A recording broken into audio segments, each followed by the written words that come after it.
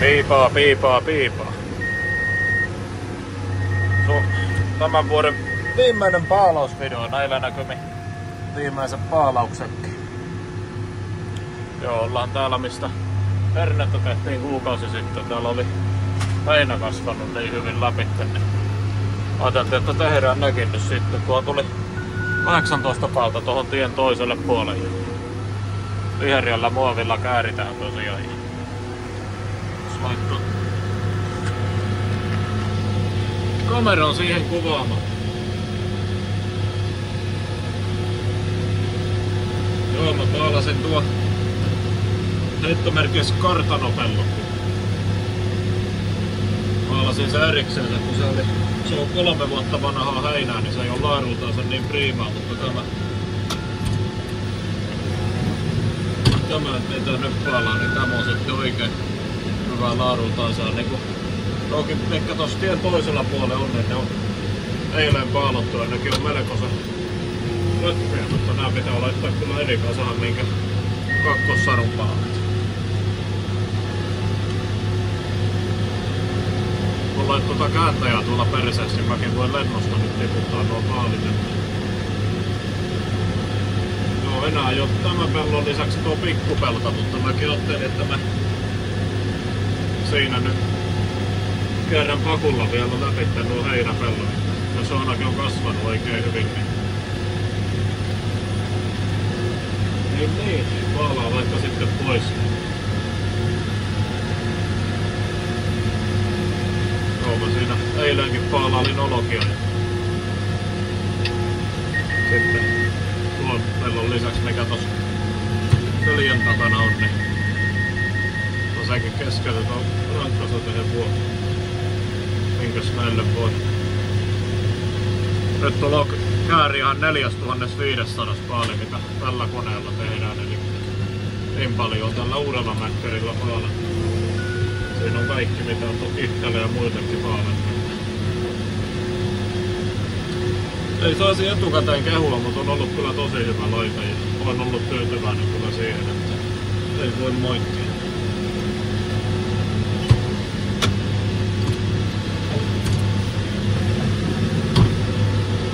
Mä toissapäivänä niitin tän pellon ja isoukko kävi sen sitten karhottamassa.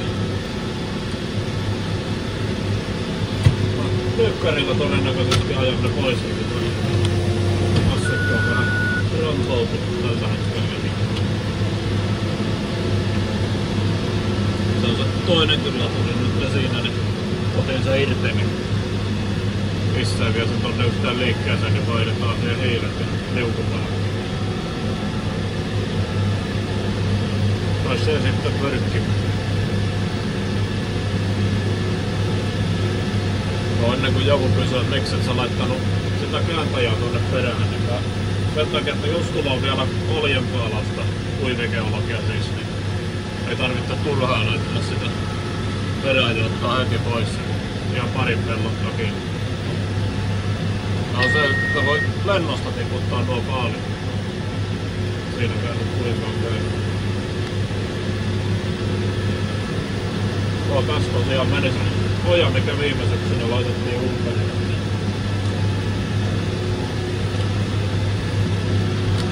Tuo vähän tollaista epätasasta tuossa.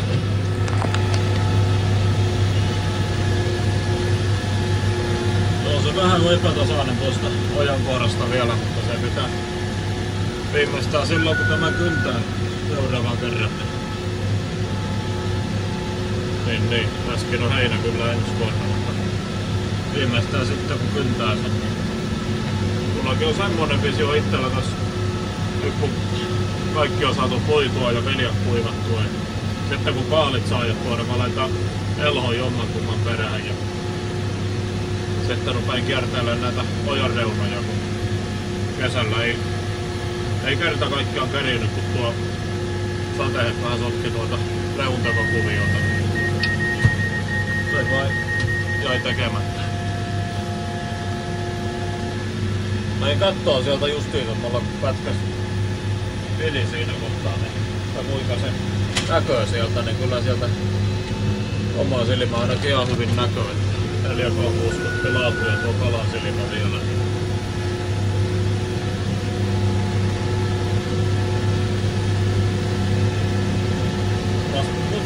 tää konttikin on vähän tämmönen pölyinen. Eikö sitä niin sanotaan, että herrasmiehen toimisto on aina siisti.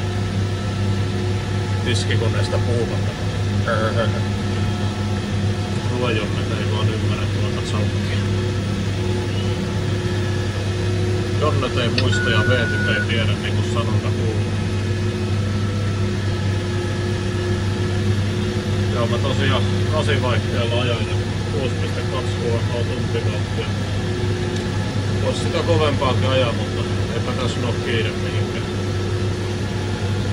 Ajattelin, kun tää mä saan mytättyä, niin mä kaaleriltan perästä ja sitten rupeaa olkikaalia kelekkoa. Mulla on noin piikit siinä valmiina nokalla. En oo sillä kaaliveitteellä vielä kerinyt mitään tekee muuta kuin kävin ostamassa sitä materiaalia siihen. Tuollaista neliskattista putkia siihen, että saa se euro sovitellen hitsattua siihen. Ja se pitää olla leviämpi vähän. Se on... En muista mittoja, mutta näette sitten kun mä kuvaan ehostusvideota siitä, niin ja minkälaista se on.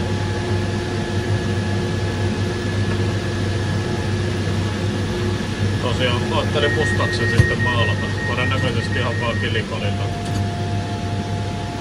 Siinä nyt ei maalit pahemmin pysy, kun kaalia sillä käsitellään.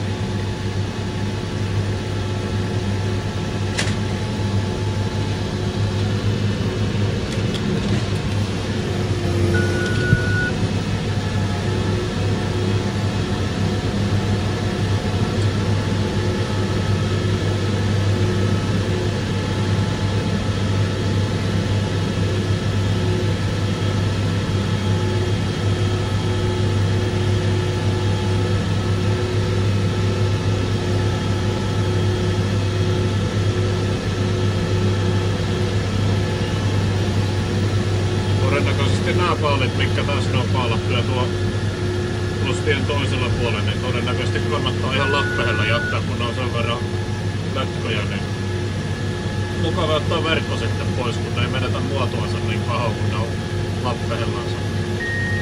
Paitsi jos piikkiin ottaa ja siinä sitten ottaa verkot ja muovit pois.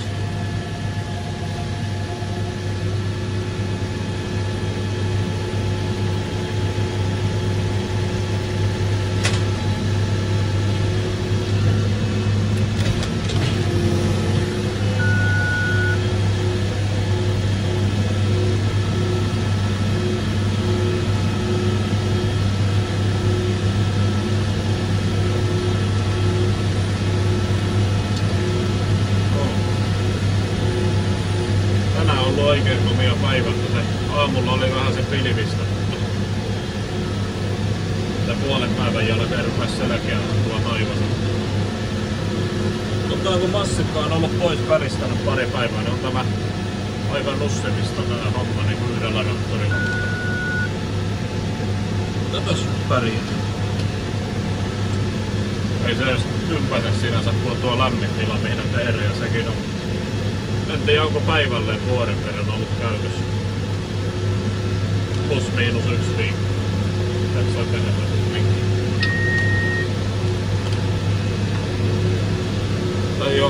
Ei oo kaduttanut kyllä söymmekin.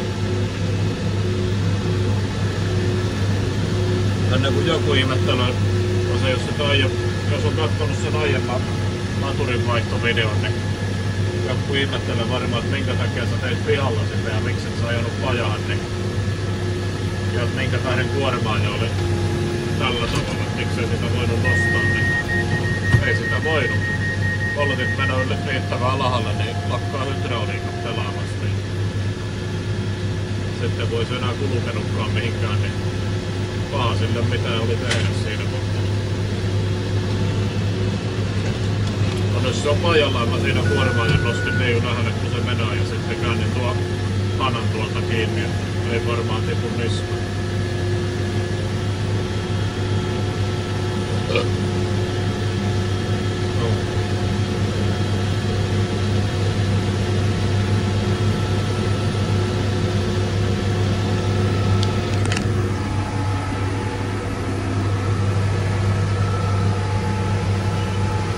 tältä näköiset. Todistetaan todeksi, että nuo paljon on mytätty tällä koneella. Tiputtaa melkein mutun siihen. Ups.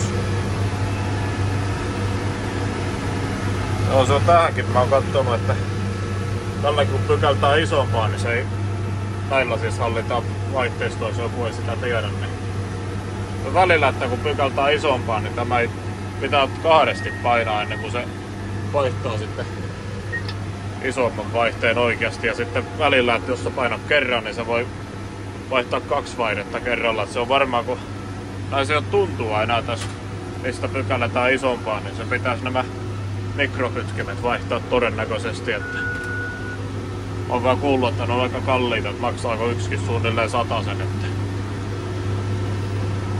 Ai se on tuosta tuo torksiruun varilla vaan auki. Sitten ne pitää tinata kuulemma kiinni, että näin on ymmärtänyt, mutta ei se mitenkään pahasti ole. Kumminkin olisi mukavaa, kun olisi completely kunnossa. Tai kyllä tää tästä. Mikä tähän pitäisi tehdä, niin vaihtaa se termostaatti. Tämä on niinku ventti, että tämä on aika alilämpöinen vehje. Tai se on, kun koneelle ja tarvikkeelle tehdä pikkuinen visiitti, niin sillä löytyisi.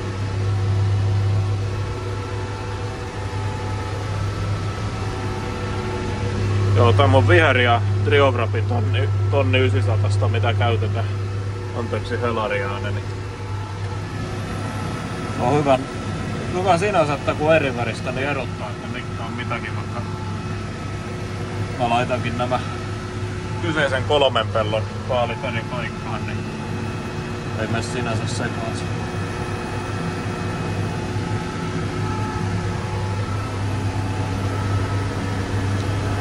Mutta kai se riittäisi paalausvideot nyt tältä vuodelta, että kiitos kaikille, jotka tämän kesän rehutteko sähällykset on jaksanut kattua ja näin poispäin.